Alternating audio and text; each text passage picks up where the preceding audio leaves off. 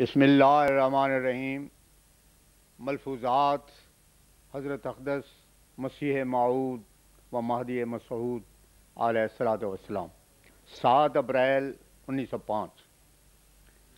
مختلف مقامات سے نہایت سخت تباہی اور سینکڑوں آدمیوں کے دب جانے اور مر جانے اور ہزاروں مکانات کے گر جانے اور زمینوں کے دھنس جانے کا ذکر ہو رہا تھا۔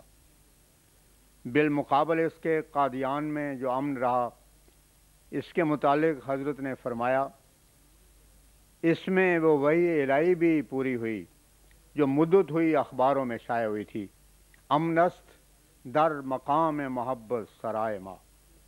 ان تباہیوں اور شہروں کے دبنے سے وہ پیشگوئی بھی پوری ہوئی جس کو 11 ماہ ہوئے کہ شائع ہوئی تھی اور گرداسپور میں نازل ہوئی تھی کہ آفت دیار و محلوہا و مقامہا، یعنی سرائیں بھی تباہ ہو گئیں اور اصلی مقامات بود و باش بھی مٹ گئے اور ان کے نشان بھی مٹ گئے۔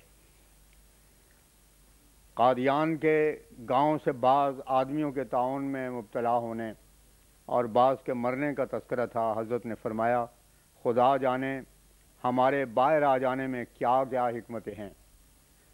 اگر قادیان میں 100 آدمی روز تعاون سے مرنے لگتا تب بھی ہم نے قادیان سے نہیں نکلنا تھا، مگر اس میں خدا کی کوئی حکمت معلوم ہوتی ہے کہ ایسی نئی بات پیدا ہو گئی، یعنی سخت زلزلہ کے سبب سہ منزلہ مکانات کے گرنے کا اندیشہ ہوتا ہے۔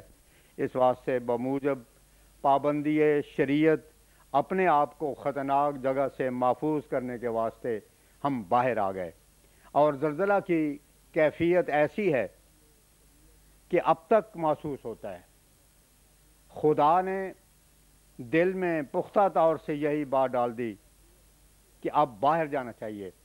تعاون کے لحاظ سے باہر آنا تو گناہ تھا، مگر زلزلہ کے سبب خدا تعالیٰ نے یہ بات دل میں ڈال دی اور اس سے ہم کو بہت فائدہ اور آرام ہوا، کیونکہ باغ میں عمدہ ہوا اور خوشبودار پھولوں کے سبب مضامین کے لکھنے اور فکر تدابیر کے واسطے عمدہ موقع ملتا ہے، اور صحت میں بہت ترقی محسوس ہوتی ہے، اور درختوں کی چھاؤں کے نیچے دعا کے واسطے عمدہ خلوت گاہ مل جاتی ہے، جس کے سبب ہم باغ کے مکان میں آ گئے۔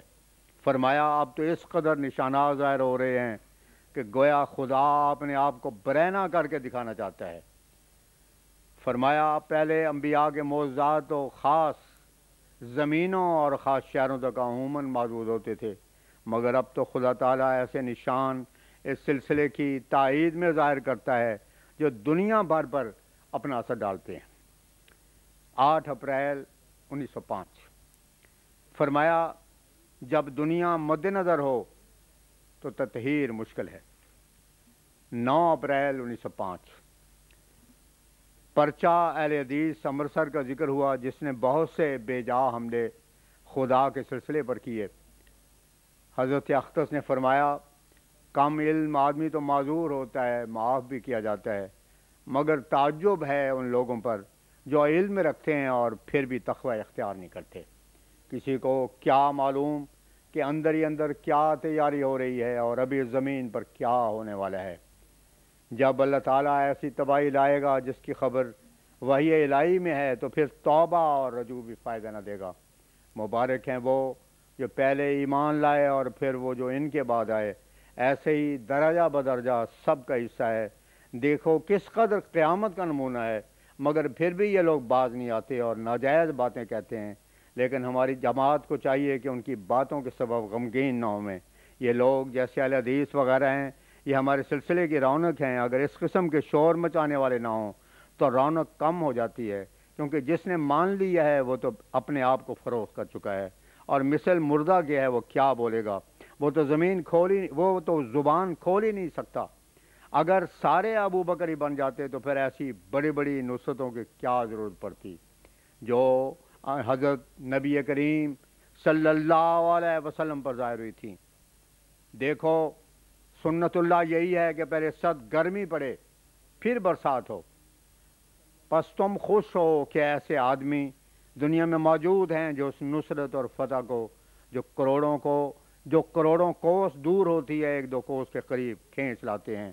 اب ان معاملات کو اللہ تعالیٰ نے اپنے ہاتھ میں لے لیا ہے۔ آج کے الہامات پر غور کرو۔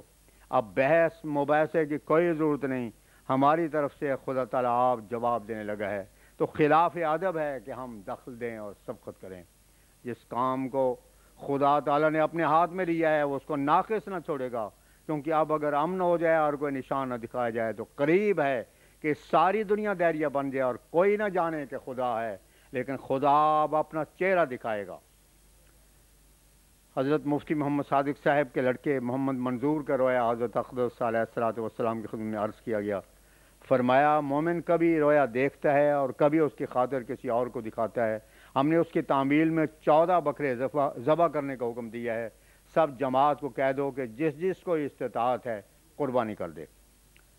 فرمایا ہمیں اس وقت اپنا پرانا الہام یاد آیا ہے کہ وَتَجَلَّى رَبُّهُ لِلْجَبَلِ فَجَعَلَهُ دَكًّا وَخَرَّ مُوسَىٰ صَاعِقًا، جو براہین احمدیہ میں درج ہے، اور تجلی کی اس کے رب نے پہاڑ پر یعنی مشکلات کے پہاڑ پر اور کر دیا اس کو پاس اور گرا موسیٰ بے ہوش ہو کر، یعنی ایسی تجلی ہیبت ناک تھی کہ اس کی ہیبت کا اثر موسیٰ پر بھی پڑا۔ زلزلے کے پہلے دھکے کے وقت ہم دعا کرتے ہوئے سیدھے میں گر پڑے تھے۔ ایک ہیبت ناک صورت پیش نظر تھی جس کا ایک قوی اثر دل پر تھا، ایسا اثر تھا کہ گویا ایک صاعقہ کی قسم تھی۔ آج کے الہام میں جو آئندہ زلزلے کا خوف ہے، معلوم نہیں کہ کب پورا، اور معلوم نہیں کہ زلزلے سے مراد کس قسم کا عذاب ہے۔ آفت دیار و محلوہا و مقامہا والا الہام کیسا پورا ہوا کہ شہر اور چھاؤنیوں کے نشان مٹ گئے، نہ کھانا رہا اور نہ صاحب خانہ۔ آریوں کے اخبار ڈیلی ٹائمز اور آریہ پترکا اور اہل حدیث نے جو مخالفانہ ریمارکس کیے ہیں، ان کا ذکر آیا۔ حضرت نے فرمایا ان سب کو یہی جواب دے دو کہ ہم آسمانی فیصلے کے منتظر ہیں، تمہارا جواب دینا پسند نہیں کرتے، تمہارا جو جی چاہے کہتے چلے جاؤ۔ پھر فرمایا تربیت انبیاء کے اسی طرح آہستہ آہستہ ہوتی چلی آئی ہے۔ ابتدا میں جب مخالف دکھ دیتے ہیں تو صبر کا حکم ہوتا ہے اور نبی صبر کرتا ہے، یہاں تک کہ دکھ حد سے بڑھ جاتا ہے۔ تب خدا تعالیٰ کہتا ہے کہ اب میں خود تیرے دشمنوں کا مقابلہ کروں گا، اب یقیناً جانو کہ وقت بہت قریب ہے۔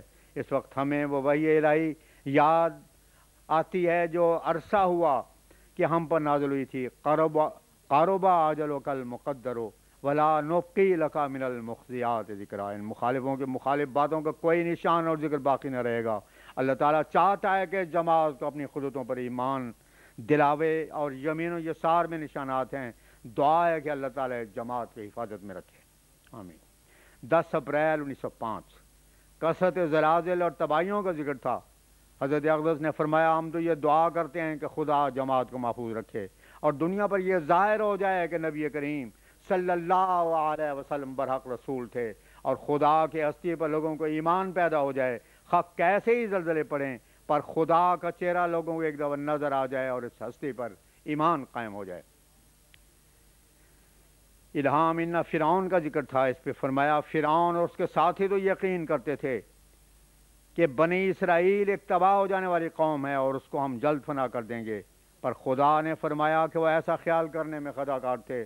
ایسے جماعت کے متعلق مخالفین و معاندین کہتے ہیں کہ یہ جماعت تباہ ہو جائے گی، مگر خدا تعالیٰ کا منشا کچھ اور ہے۔